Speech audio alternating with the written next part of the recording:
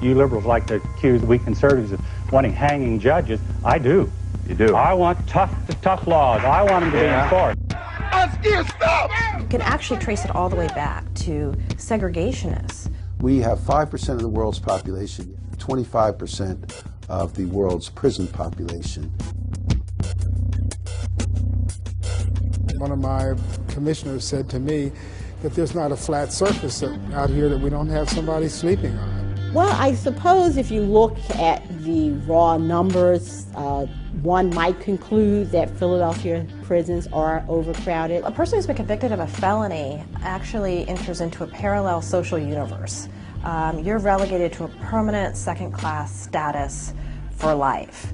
So many of the old forms of discrimination that we supposedly left behind during the Jim Crow era are suddenly legal again once you've been branded a felon. If you look at crime rates over the last 30 years, you see that property crimes went down just a tick, violent crimes went up just a tick, but the prison populations have gone up over 500–600%. Back in the 1950s, factories were typically located in those urban communities, so those businesses would have quick access to cheap labor. Today, those factories are gone.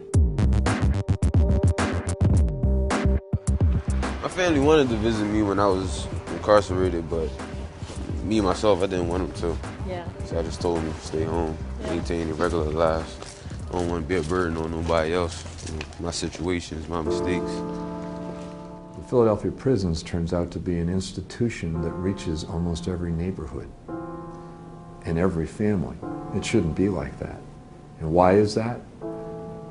Well, since we've relied so much on a punitive response to social problems, people go to prison, and guess what? Now they're back. They're back in the same communities, only it's a worse time. Sentencing Project in Washington, D.C. has done a number of studies. 1 in 4 African Americans in their 20s are subject to some kind of supervision from the criminal justice system. In fact, in the United States today, there are more African Americans under correctional control, in prison or jail, on probation or parole, than were enslaved in 1850, a decade before the Civil War began.